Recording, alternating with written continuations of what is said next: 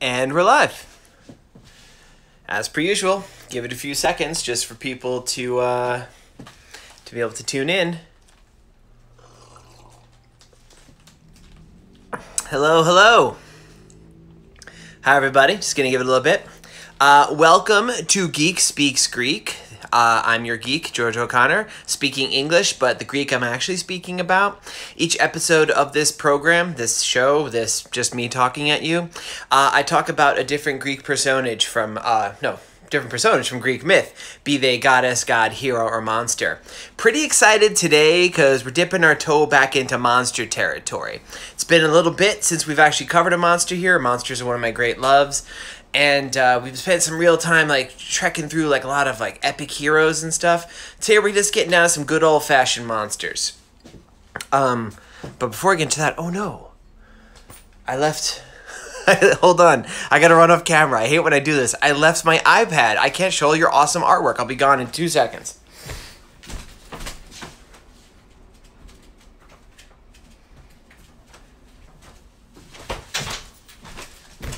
That was slightly longer than 2 seconds. I had plugged it in and then forgot about it, and so I just yanked it out of the wall, scaring my cat while I was doing it. Oh man, you'd think I just spent I spent like the last hour preparing for this, and I'm still running around like a lunatic every time. So one of the coolest things about my show, doing this show, Geek Speaks Greek, is I get to geek out with a bunch of other people like you who really appreciate this sort of thing. And then you guys send me incredible pieces of artwork that you have made. Over this weekend, got a lot. So hopefully I'm going to be able to get through every single thing here. Let's start off. I'm going to start off with Megan. We ran out of... Last week, there was a problem where my iPad was acting glitchy and I didn't get to show the stuff she sent, so I'm a little bit behind. Oh, there's my cat smacking my pencils on the floor. Let's show... This is the Judgment of Paris being interrupted by the turtle, George. For those of you who are like, what's going on here? Megan has crafted her own alternate mythology where Hermes and Athena are a couple. And Hermes has recently adopted a little turtle named George, after me. And George has been getting into various shenanigans. He's been biting Ares, he's eating the golden apple, thereby kind of destroying the need for the Trojan War entirely. So that would have been pretty handy. And he's like... holding this is like, I'm not going to read every single word here, but Hermes is kind of holding like the apple, being like, oh, well, you know, I guess there's nothing worth fighting over. And the goddesses, you know, Athena, Hera, and Aphrodite are like, yeah, I guess not. So, way to go. You just solved the whole Trojan War. Good job there. Let's see what else we have today. Man, we have a lot of stuff. So this is a picture by Gus. And this is the first. We will see many of these. This is another picture. This is a picture of Helen, who we did on Friday. Helen as warrior. She is, after all, Queen of Sparta. Hold on, I have to distract my cat. I just threw a pen at her. She's smacking around my very valuable Cintiq pen on the floor because she's evil. So look at this. It's really pretty funny. I mean, I love this drawing a lot. So get used to that. You guys really like glommed onto the idea of Helen as like the warrior princess, which is really cool. Helen, by the way, like I felt like that was an interesting episode because I kind of went in like not really sure how I was going to talk about Helen. And then I found I was falling in love with Helen as it went on. Like we were just talking about her character and realizing these bits. And there's so much cool and nuanced art coming in. That's the first we're going to see today, Gus's picture of Helen as the warrior woman, but it will not be the last that we see. This is a really cute picture. This is by Ileana. And she drew, it's a little Demeter. I don't know why I said that so weird. Little Demeter. I don't know if you guys have seen in a few different spots, including a few comics, like in my Fable comics, for instance. Also on my website, I have a set of stickers. I've designed these little chibi versions of the Olympians called the Little Olympians. And this is the version of little Demeter. And that's just really great. What a great drawing. Thanks you so much for sharing that, Ileana. And I think that's the first time Ileana's written in. So welcome, Ileana. Thank you for sharing your artwork with us. Then this is from Jamie. Jamie does like those really cool like kind of paintings with a lot of light effects. This time we just got to see a pencil drawing, but I'm really excited about this one. I want to show you. So she drew a picture of Ariadne, the daughter of Minos. And this is definitely this is like a lecture I'm thinking of doing, because Ariadne is this character. For those of you who don't know, she is the daughter of King Minos, and when Theseus, the creep, goes to Crete and meets the Minotaur, she's the one who helps him. She betrays her family and her half-brother, the Asterion, the Minotaur himself, and gives him the string to get out of the labyrinth, which he ties to the front door so he can retrace the steps, and the sword, which she uses to kill the Minotaur. Then she flees with Theseus and sails with him back to Athens to become his queen. But he's the biggest creep in the world, as we've established. We talked about in the Helen episode. He kidnaps a 10-year-old girl and goes, I heard you're going to be pretty one day. That's disgusting. You're a monster, Theseus. He takes this Cretan princess who has betrayed everything. This is him leaving, like sailing off. He leaves her on Naxos. Totally forgets about her. Like, who does that? Theseus. But what's really cool about this drawing? Look in the bottom right here. See the grapevines curling up? That's a little bit of a premonition. Because while Ariadne is left alone on Naxos, she's not alone forever. She's eventually found by none other than Dionysus, the king of wine. Wait, the king of wine? I just mean the god of wine. And then she becomes his queen, which is definitely a step up. You could be with like Theseus, creepy monster, or the god of wine, son of Zeus. I mean, she definitely made a big move up. A little bit of spoilers, you're going to see that story told out in my version of Dionysus, but I love that Jamie went and did that, and it's so clever. It's so clever to have those grapevines curling in the bottom. Like, I was very impressed by that, Jamie. Thank you very much. Here we have some more Helen-centric fan art. This is from Little Serial. First, this is a picture of Helen just complaining, kind of like, there's a lot of text here, and I know it's backwards for you. So I'll just give you a kind of synopsis where she's kind of like, hey, you know, I have an IQ of 192, which I'm like, they invented IQs back then? Also, 192, wow, that's super smart. And she's like, I want to be appreciated for something other than my beauty, which is this kind of thing we kept coming back to. Like, Helen has a lot more to offer than just being the most quote-unquote beautiful woman in the world, which we talked a lot about too. And then Little Serial wasn't done, because then they also drew... Now this is interesting, and I don't think any of us hit on this idea. As we established, Helen is, I know it's a little light to see, but Helen is the daughter of Zeus. So here we have an enraged Helen, and she's inherited her father's lightning-wielding capabilities. Because we talked about that, right? Like, as a full-on, like, half-blooded demigod, where, like, her father is straight-up Zeus, king of the gods, it is surprising she doesn't seem to really evince any superhuman powers. But, like, that makes so much sense that Helen would have, like, electricity. Just maybe it's not as powerful as her dad. Maybe she gives you vicious static shocks as she shuffles across the room. I don't know. But, like, that was cool. She was crackling with energy. Let's see what else we got here. Oh, let's miss spot. Oh! Here is... Oh, why is it taking so long to line up? There it goes. Here is a beautiful drawing by Mishaya of Helen. Now, Mishaya writes in from time to time with really great pictures, and the thing she always does is, like, there'll be maybe, it clearly takes a nod from what I drew in the episode, but she always improves upon it. Like, in this one, the expression and the jewelry details and stuff, like, if you look carefully around her neck, she has a swan because her dad, Zeus, was as a swan when he came to her. And just look at the look on her face. Because we were talking, I drew that picture of Helen, and, like, I drew her very symmetrical and beautiful, but I drew her as sad. Because I was saying how, like, this is a woman who was hated by the Trojans, except for Paris, and as it turns out, Hector, who is the only nice guy in the whole Iliad. And she's hated pretty much by the Greeks, because like, she's been this cause, and she's been this pawn of gods and goddesses her entire life. And just how sad and alone she's got to be so much of the time. And she really kind of, like, she took that talk, and I kind of hinted the expression. Mishaya really brought it home. So thank you so much for sharing that, Mishaya. Let's see what else we got here.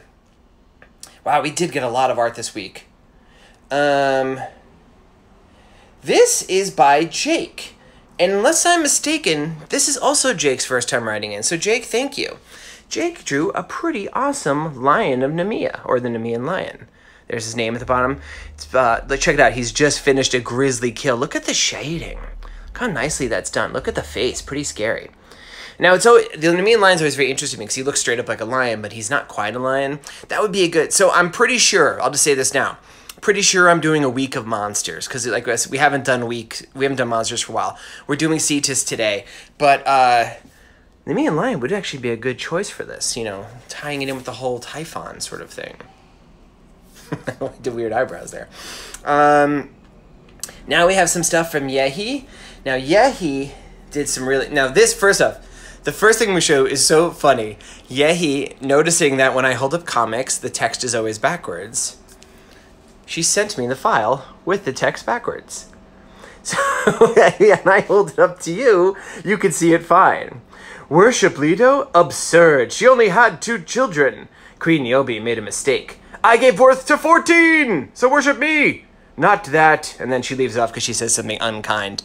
And then they're like, oh, you don't dare. And then, wait, sis, think again, huh?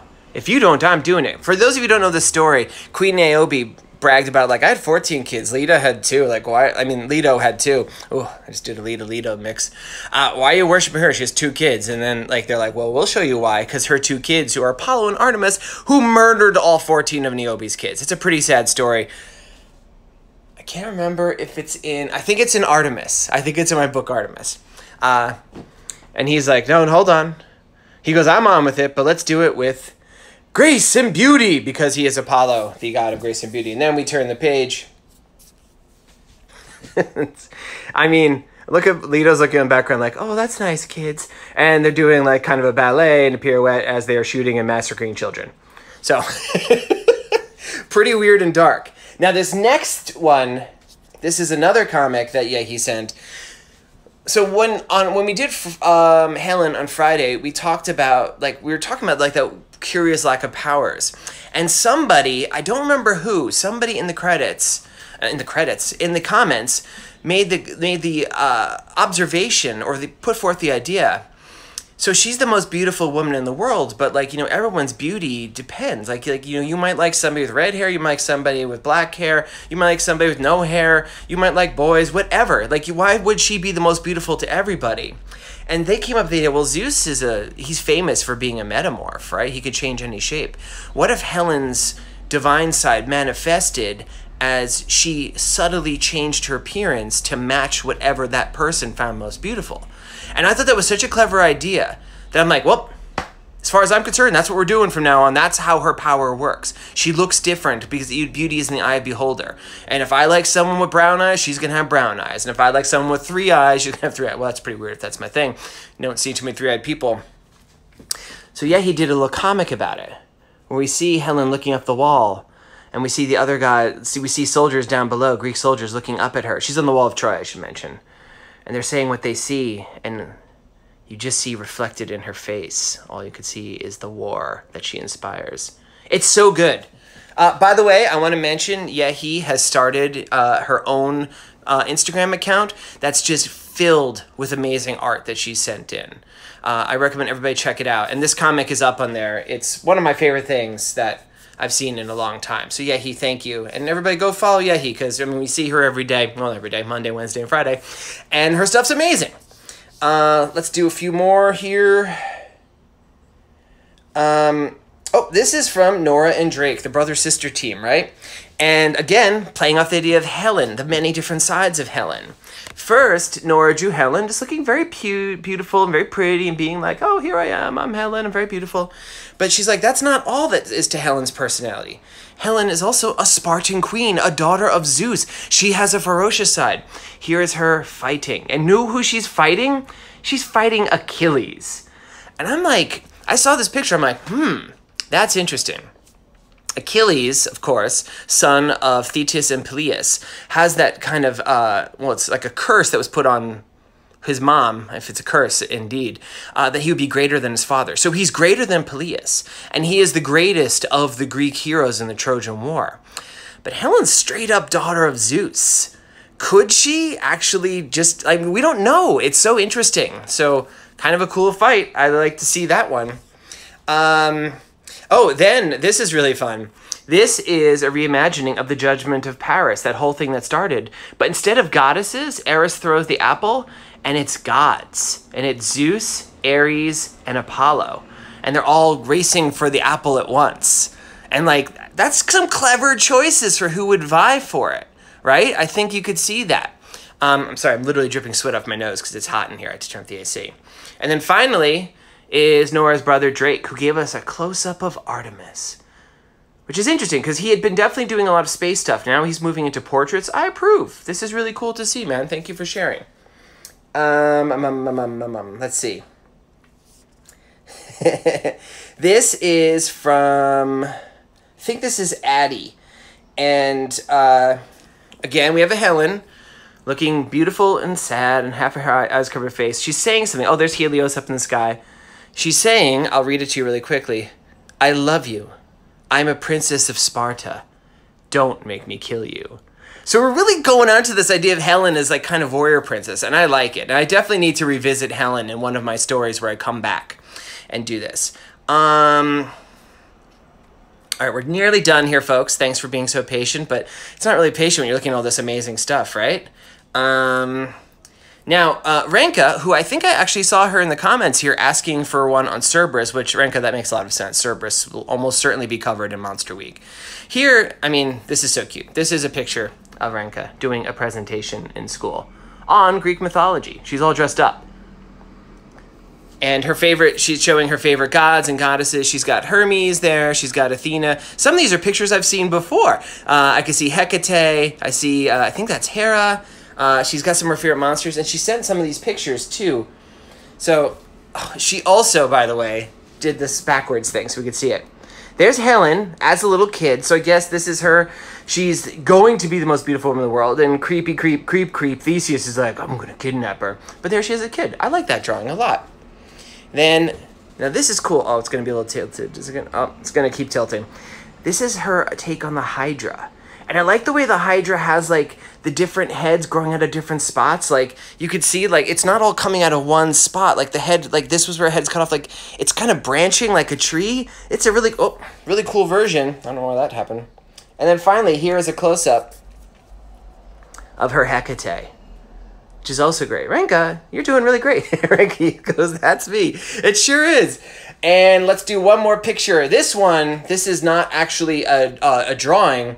This is somebody else dressing up. So we got to see Renka dressing up in her Greek outfit. This is a young gentleman named Teddy. And Teddy was doing dress up the other day, and he dressed up as Ares, the god of war. And he made his costume just with stuff he had around his house, and he did a great job. So Teddy, thank you very much, and thanks to your mom for setting that in. Doesn't it kind of look like he's standing in front of a giant Lego block? Maybe that's just me. But look at the great job he did in that helmet.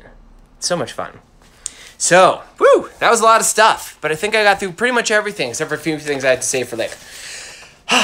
If you decide that you want to send me something, please send it to my email at georgeoconnorbooks@gmail.com. I love to see any pictures. If you're going to do a picture, like a photograph of you, just give me like an okay. It's okay to share it. Sometimes people don't like have pictures of their kids out there. I get it. You can catch old episodes of Olympians, of Geek Speaks Greek on youtube.com/user/George Olympians. And let's get down to it. Okay. I'm going to take a sip of water, because we're talking about sea serpents today, or sea monsters, and it just seems appropriate. Over the weekend, I found this shirt again. This was a shirt I bought a while ago. I was doing laundry, and I'm like, oh my gosh, this shirt's awesome. I forgot how much I love this shirt. And this shirt reminded me of Cetus. Cetus means sea monster. And Cetus is the creature. He works for, well, that makes it sound like he has a job. Poseidon uses this creature, sends him against his enemies or people who have displeased him. He appears in a couple different myths, although it's maybe more than one Cetus. We'll let you be the judge. And if you're thinking, boy, this sure sounds like the Kraken, let me again tell you something. It's not the Kraken, okay? This is a story, this is a very personal story for me. There's gonna be a lot of flashbacks to like little George. I'm gonna actually draw little George. This is me when I was a little kid. So, there's a movie, maybe you've seen it. It's an old movie by Ray Harryhausen called Clash of the Titans. They did another Clash of the Titans a few years ago. That movie was stinks. But the original one, it's kind of a fun movie.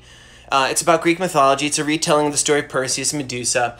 The mythology's all over the place. There's some really wacky stuff. And it came out when I was a little kid, and I was this little kid who was really into drawing monsters and drawing Muscle Men and He-Man and stuff. And when this came out, I was like, this is so cool. So I'm just going to draw you a little picture of George just to get an idea of me. Here's my eyes. I had a very big nose as a kid. I still do, but it was like bigger. And chubby cheeks. My hair was all over the place.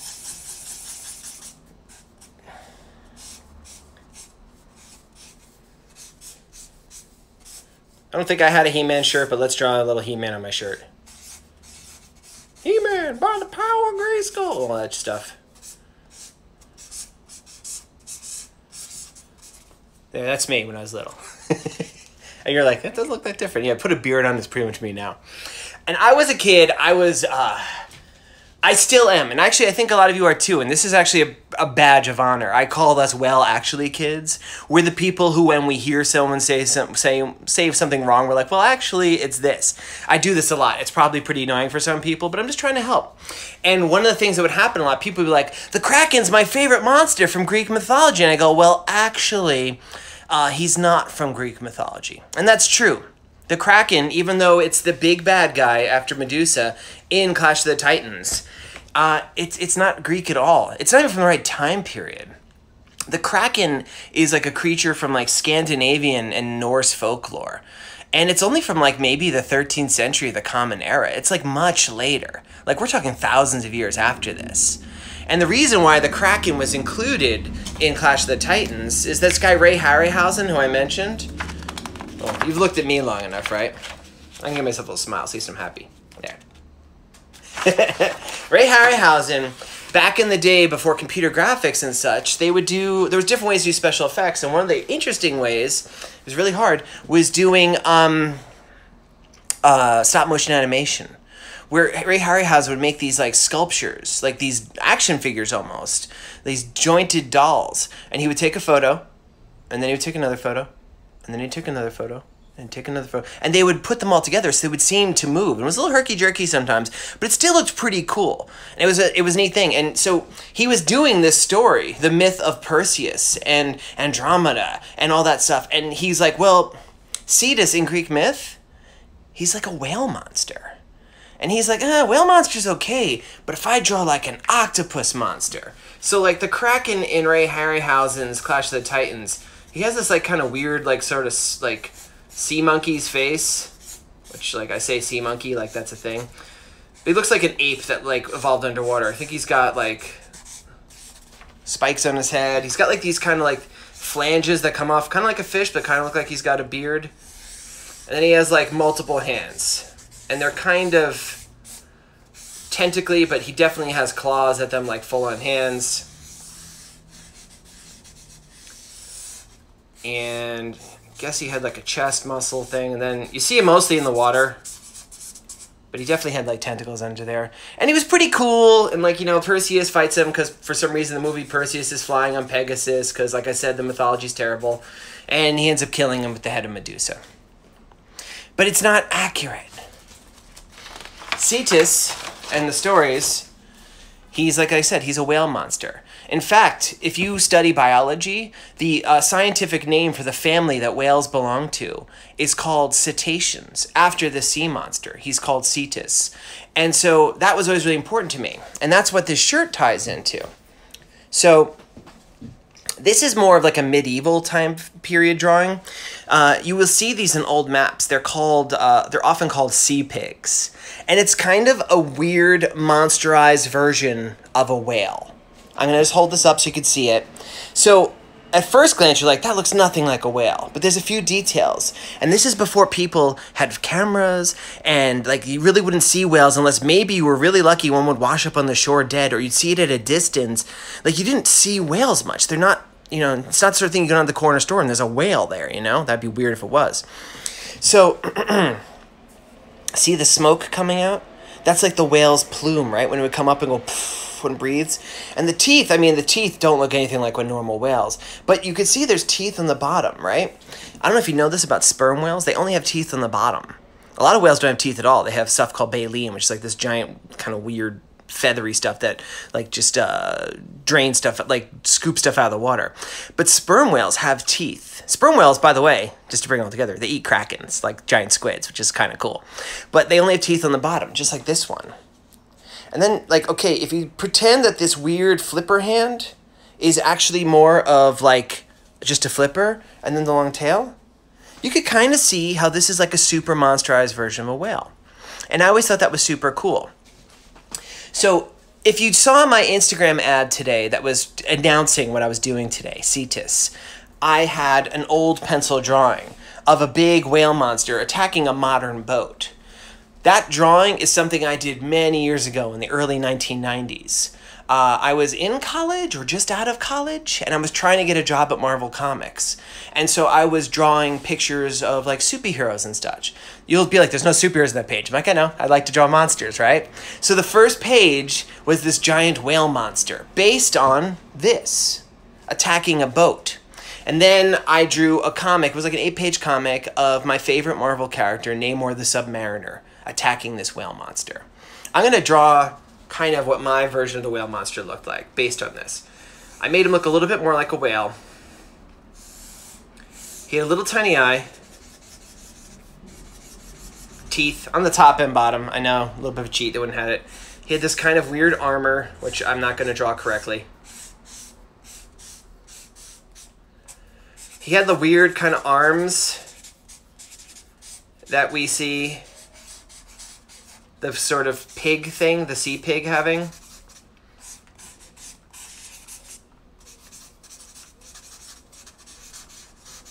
Kind of webbed, kind of like armored.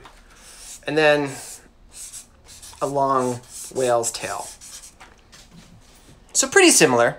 It's, you know, I basically, the part that looks the least whale-like in this is the face. They made it look, I mean, it looks straight up like a boar. I'm like, let's give it some of the scary aspects, but we'll make it into the sea monster. So I drew this thing. I didn't get hired, but yeah, it's okay. And then years later, I still always really liked this design. And then I started doing Olympians. And it came time in my book, Athena, to tell the story of Cetus. Well, I was more to tell the story of Perseus and Athena and Andromeda, all these other characters, but he was going to make an appearance. And in my mind, when I drew this picture many, many years before, I always thought that was Cetus from those Greek myths. So I resurrected that drawing. I dug up those old pages and I used it as the basis, and that's the creature you see. So that's just a little bit of a story, my personal thing, my personal bet. One of my struggles I've gone through life, convincing people it's not the Kraken, it's Cetus, the sea monster, the whale monster. Let's talk a little bit about his myths. Because he appears in a couple myths, though, like I said, it's kind of maybe actually a couple monsters. So when we meet him, it's kind of like a side story. Let's assume we all know the story of Perseus and Medusa, right? Perseus has just flown off. He's just killed Medusa. He's flying back with Hermes' shoes, like his winged shoes. He's flying back from the island. He's carrying Medusa's severed head. And as he's flying, he's passing over the coast of Ethiopia. Now, meanwhile, in Ethiopia, while this had been happening, he knew none of this, of course. There was a queen there named Cassiopeia. And she does one of those things you should probably never do. She gets kind of very hubristic, very stuck up of herself, and she makes a comment about her daughter. Her daughter, Andromeda, is beautiful. I should draw a picture of Andromeda. Andromeda, by mortal standards, is a truly stunning woman. A lot of times, and this has always driven me crazy, this is happening in Ethiopia, and you will see drawings of Andromeda as like this blonde-haired, blue-eyed lady. I'm like, no, this is the princess and queen of Ethiopia. That's an African nation. She needs to look African. So she has big, dark, brown eyes.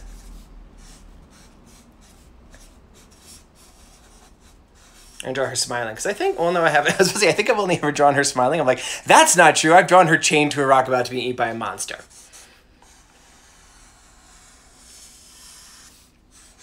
Should have looked at the way I drew her, because I knew she had some sort of earrings on or something, but I don't remember what. I do remember I gave her her hair. Her hair is very short. Because at the time, that would have been a way she would have worn her hair.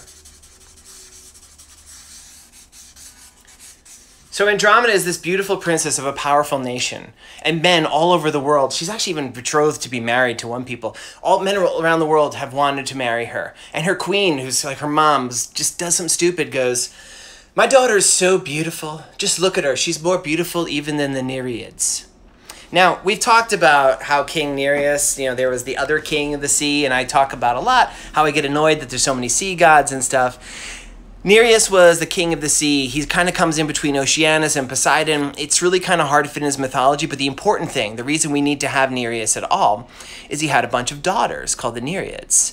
And one of those daughters, the oldest daughter, the most famous daughter, is Amphitrite. We did an episode on her, if you remember. Amphitrite is the queen of Poseidon. So this dumb mortal queen on Earth is like, my daughter's more beautiful than your queen, Poseidon, and all her sisters.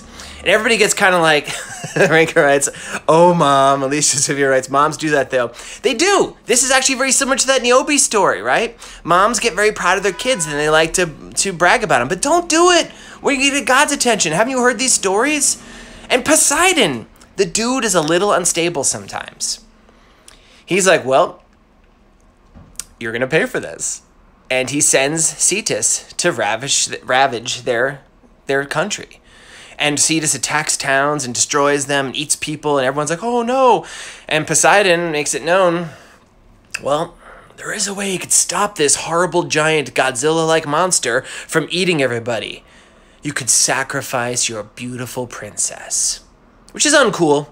I mean, whatever. Maybe he was being pressured by the other Nereids. In fact, the stories actually explicitly say it's more the Nereids. I'm blaming Poseidon, but whatever.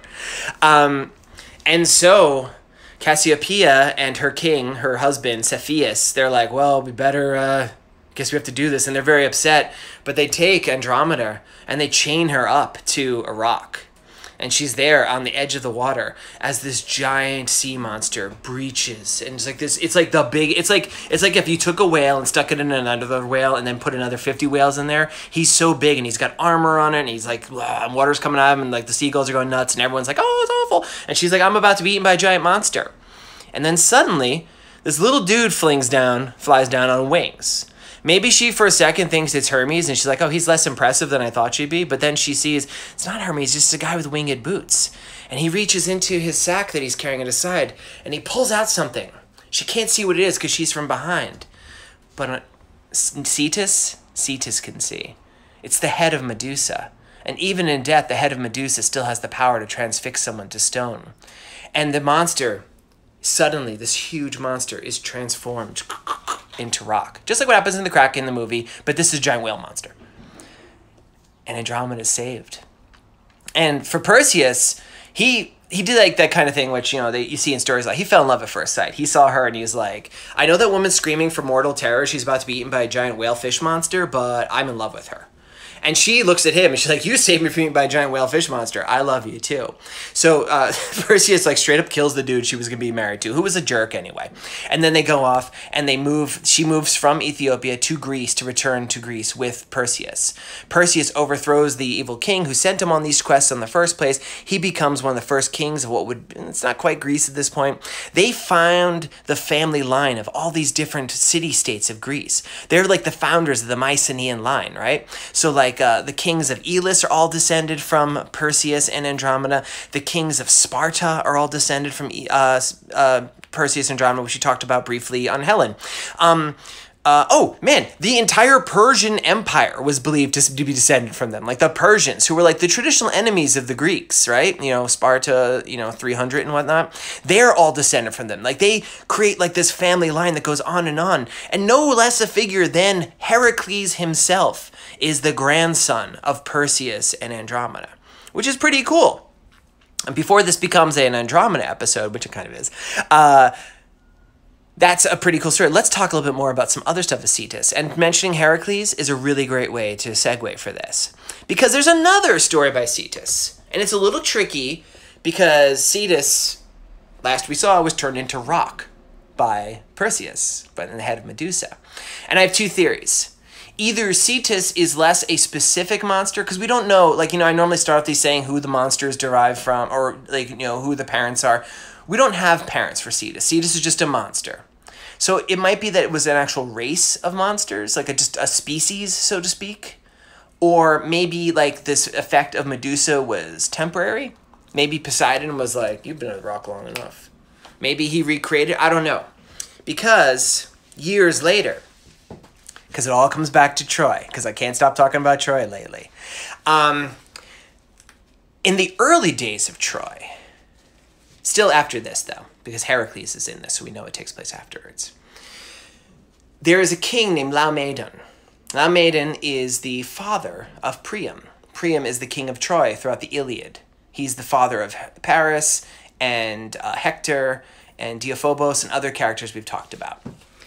Laomedon, for whatever reason, and there's a disagreement, is having the walls, the insurmountable, impregnable walls of Troy that held the Greek forces at bay for 10 years. And the only way to get past them was through the trickery of the Trojan horse. He has his walls built for him by Poseidon and Apollo. Now, in some versions of the story, and weirdly in the Iliad, you kind of get both versions mentioned. In some versions, it's a punishment for Apollo and Poseidon. And it's kind of mentioned that it might be for them trying to overthrow Zeus. And we've talked about that story before, where Poseidon, Hera, and Athena overthrow Zeus briefly. It's mentioned in the Iliad, again, and we don't really know much of the specifics about it. It's kind of this thing, it's mentioned like it's a story that everyone should know. And back in the day, everyone did know it. But just by bad luck, it's not a story that survived to us. We don't really know why they overthrew. It's just kind of mentioned that they overthrew Zeus briefly until he was freed by one of the Hecatoncheires. But, so I'm going to put it back on the sea monster because we're talking about the sea monster. So, Apollo's not normally listed as one of those. And in fact, because I wanted to make this version work, when I originally drew that scene in layouts, when I put it in Poseidon, where you see the three gods, Poseidon, Athena, and Hera overthrowing Zeus, I had Apollo there too, just kind of in the background, not really saying much, just to show like he's there too.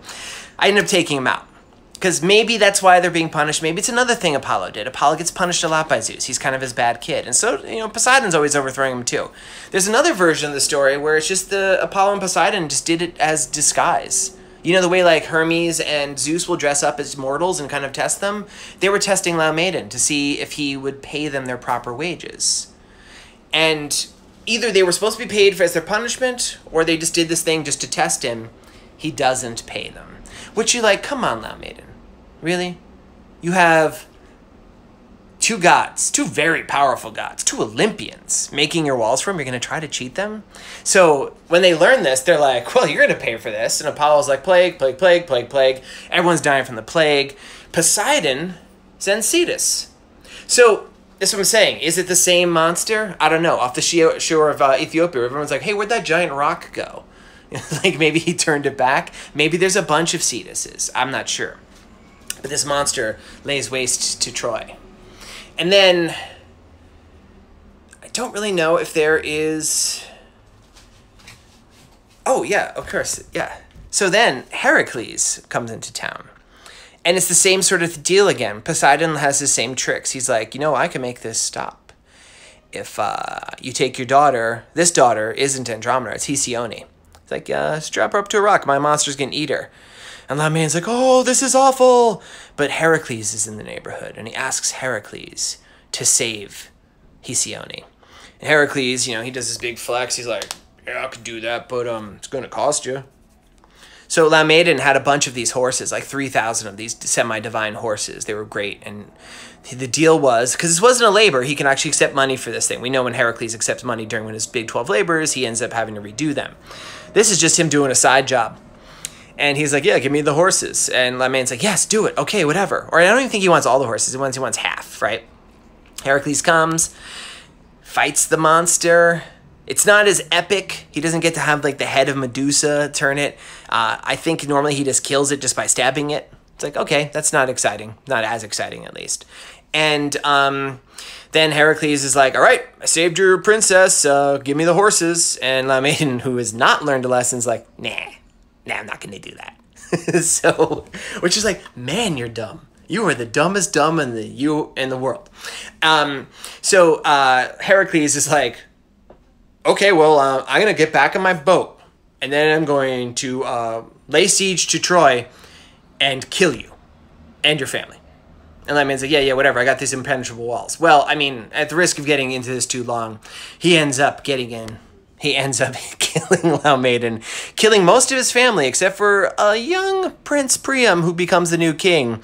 And this is something that, like, it's kind of a weird story. And it's, like, not one I often tell. You'll notice I left this Olympians because I'm like, really? So Troy was sacked, like, one generation before Troy was sacked again?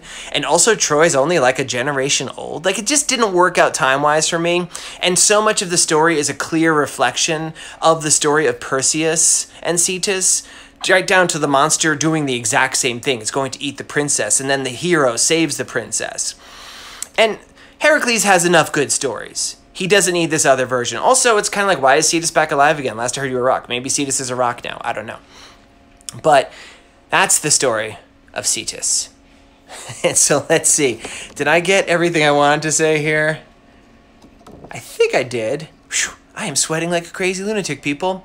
So that was my little personal trip down my own way of exploring a creature who is a big favorite of mine, despite having pretty limited appearances. Something I've been drawing pretty much my whole life and thought about. And so I think this would be a good time to open it up to questions, if anybody has them. I'm going to take a sip of water because I'm sweating and dying.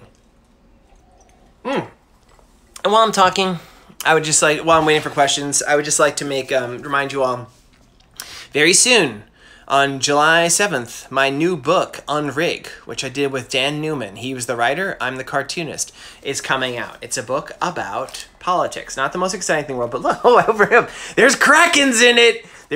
I drew so many tentacles in this. It's a book explaining how the U.S. political system works and how people use money to make it unfair in different directions, both on the left and the right. It's something I'm very proud of. It's a book that I hope people on both the left and the right will read and learn more about their government. And yeah, so I thought I would share that. So, is one between the rock and a hard place Cetus? You know, it's funny you mentioned that, Ranka. The term rock and a hard place actually begins. It is an ancient Greek expression, but it originally began. And for those of you who don't know what it means, between a rock and a hard place, you're like, wait, isn't a rock hard? Like, yeah, that's the thing. When you're between a rock and a hard place, you don't really have an easy decision. You can either go to the rock, which is hard, or the hard place, which is rock. But in ancient Greece, it wasn't originally called rock and a hard place. It was called between Scylla and Charybdis. If those names sound familiar to you, it's because we've mentioned them a few times. Scylla and Charybdis were these two sea monsters. They plagued both Odysseus, Aeneas, well, I said both, but it's actually three, and Jason. It was this thing that if you were going to the ends of the world, you were almost certainly going to have to pass through these straits, where on one side was Scylla. Scylla was formerly a nymph. Oh, I should do an episode on Scylla. I'm going to do an episode on Scylla. I don't know when, but I'm definitely going to do one. Who was transformed into this horrible 9-headed, dog-headed monster. And Scylla had this giant body and would lift up on a cliff. And if you went underneath Scylla, you would have to row really fast to get past her. And no matter how fast you would be, her, like 9 of these heads would shoot down and grab up a group of people and eat them. And often would get down twice. So you would lose 18 people no matter what. But if you didn't go close to Scylla, you went a little bit farther out in the strait, you fell prey to Charybdis. And Charybdis, well, is Charybdis a monster or just a living whirlpool? Maybe both. Charybdis was like a vortex that would suck your ship in and crush you. So it was between Scylla and Charybdis. You're like, what are you going to do? Are you going to lose 18 men? Or are you going to lose potentially all your men? So that's kind of like, that's the rock and the hard place, the original one. So that's really, I don't know if you knew that and you brought that up. That's pretty cool you did. Yehi is asking, do you also use visual ways of working when you organize the story? So this is actually a reference to something I've mentioned before that, and we've talked about this a few times in here, and it's always very interesting to me. Some people, when they think, they actually apparently hear voices in their head, like they have words. Like if it's like, I guess it's like, I'm going to pick up a glass of water and drink it now, or something. I mean, I'm obviously making this very obvious. It's probably not like that. And for me, I very much think in pictures. And it's not like necessarily clear. It's I don't know. It's hard to explain because it's the way I think, and some people think differently. And I've had a lot of discussions with this with friends. We talk about this. And so And what's interesting, though, I will say this. All my friends who are cartoonists, people who do what I do with for a living, where we draw, pretty much every single one of us thinks in pictures, which makes sense because when you're doing comics, you are using pictures and words to tell the story. So, Yehi's question, I think, if I'm guessing it right, is like, do I think in like pictures when I'm making my story? Absolutely. I think I've shared this here before. I don't have my sketchbook, but I'll do an episode soon where we talk about how I write. When I'm writing one of my books, I just have my sketchbooks and I just start writing and or drawing. And basically it comes down to, I'll draw a bunch of pictures, but I'll also put a couple words with it. And if it's an idea I get across better in pictures, I just draw it out. If it's an idea I get across better in words, I write it out. So I'm kind of doing both. But it's weird. Even when I write in words, I don't, and this is also when I'm speaking. So this is sometimes why I'm very disjointed when I talk to you guys. I don't really know what I'm going to say until I say it. I have images in my head, and at some point on a subconscious level, I guess, it's translated into words. And like I sometimes, when I even think of words, I picture the word like in my brain. Like it'll see like it's typed out. Like I'll see that for a second beforehand, which I guess most people hear it more, so to speak, as a voice. I don't know. It's weird. We should have a new episode where we talk about how we think. So many sea monsters, Ranka adds. Yeah, I know. There's like almost no shortage of sea monsters you could do in Greece. It's just like how there's so many different character, like gods and such of the Greek of the sea too. And I've mentioned before that used to really annoy me because I'm like, wait, just need Poseidon, that's all you need. But then if you realize that there's a lot of different aspects of the sea, and if you're a sailor, which I'm not, so for me the sea is like, oh, it's that big wet thing. But if you're a sailor, you live your life in the sea and you see so many different aspects of the sea, it makes a sense that there'd be a lot of different gods controlling it. And conversely, it makes sense that there'd be a lot of different monsters inhabiting it and to some degree controlling it as well. Yeah, he meant more in terms, do I do visual ways and working on broad outlines? Yes, a little bit. For my broad outlines, I will, like super broad outlines, I will often just write a few sentences. And maybe I'm sentences, it'll be like, in Dionysus, I'm going to hit these myths. And I'll write down a few words that are enough to remind me. But even with that, I'll have a few drawings, especially of emotional beats. Something I try to do in Olympians is not just to tell the stories, to really make you feel for the characters. Like how we all had that experience watching Helen. We drew a picture and we talked about her. We felt her experience through her face. I almost always, even in just the most broad of my notes, will have some drawings of the character that I just drew as inspiration. As I'm thinking about them, I'll be thinking of their aspect and their character and the things that they do and the things they must feel, and I draw a few portraits of them. Some of them very quick. Sometimes I go in there and work them up more detailed, but almost always there's drawings of... Like for Dionysus, I filled up sketchbooks, just ideas of him in different moods. And in my head, I was like, he's reacting here to the death of his first love, Amphilos. But here, he's really happy because he's found Ariadne. And this is him like he's feeling a little bit cranky and surly. Maybe he's turning the Tyrrhenian pirates. So I think of it like that way. Alicia Sophia, the real question is, so what is your brain font when you see the words? It's kind of like a typewriter, but it's got a serif. Do you guys know what serifs are? It's actually, to be honest, it's not unsimilar to this. Like it's kind of like if you were to do like a little thing where you just say like, it's also, as a result, I'm actually a really good speller because I always picture the words spelled out in my head. So I can actually see the word in my head and somebody's like, how do you spell that word? And I kind of like hold the image in my head and be like, oh, and I could just read it off my brain. But yeah, it kind of looks like almost like a typewriter font. What am I doing on Wednesday? You know, that's a great question, Greek mythology fanatic. I'm not 100% sure because I think I've decided I'm going to do a monster week. I thought of maybe doing an overview just on centaurs, because that would be kind of cool. There's a lot to cover in that territory. But I feel like I literally was just talking about Chiron at kind of length just the other day. So I maybe want to give a few days before going to centaurs. I believe it was Ranka mentioned doing Cerberus. That makes a lot of sense. I feel like I should do Cerberus. I was also thinking of stepping outside of a creature that is very, like griffins. I love griffins. Griffins are major mythological beasts, but they don't really play a key role in Greek myths, so to speak, even though they are these Greek creatures who appear in art. But there's not like one story. There's not like the story of Leto and the Griffin. They just kind of appear in the background, but I was like, it might be cool to do griffins, because then there's a lot of background material to explore about like how people envisioned griffins, how they came upon griffins. The same way I kind of did a lot of research and background material showing how we came up with Cetus, or how I came up with Cetus. I might do the same thing for griffins too. Oof, sorry about that. I think today's been a bad day for reception in the O'Connor household. So maybe griffins. If you guys have any really strong preferences or ideas, please send it to me at email@georgeoconnorbooks@gmail.com. But yeah, it's going to be a monster week. I just don't know which monsters yet. Ranka says yes.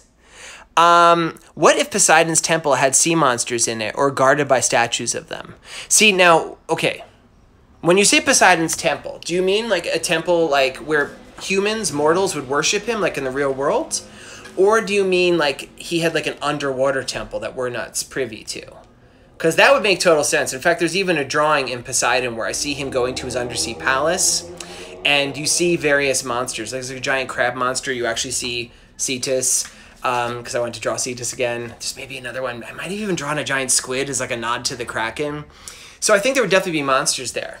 We've kind of talked about this before in art. A lot of times in ancient Greek art, these monsters, which in the stories are described as enormous, will be like these little tiny nubbins almost. Like you'll see like a sculpture of like, say, Hades. And he's got like a little tiny like Cerberus next to him.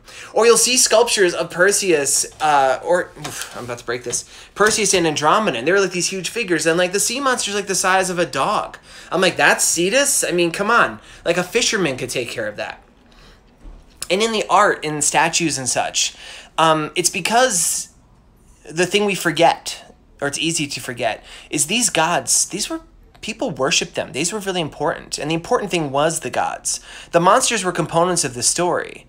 And in your mind's eye, the monsters might be huge. But when you had a statue of a sea monster attacking this or like whatever monster, maybe the Minotaur or whatever, the Erymanthian boar, whatever the creature is, the important part was really the hero or the goddess or the god. So the monster, just symbolically, would often be very small, because we were supposed to revel in like the majesty of this heroic figure, and the monster's just there as a reminder, but wouldn't be drawn to scale, because that would be kind of weird. It would be intense.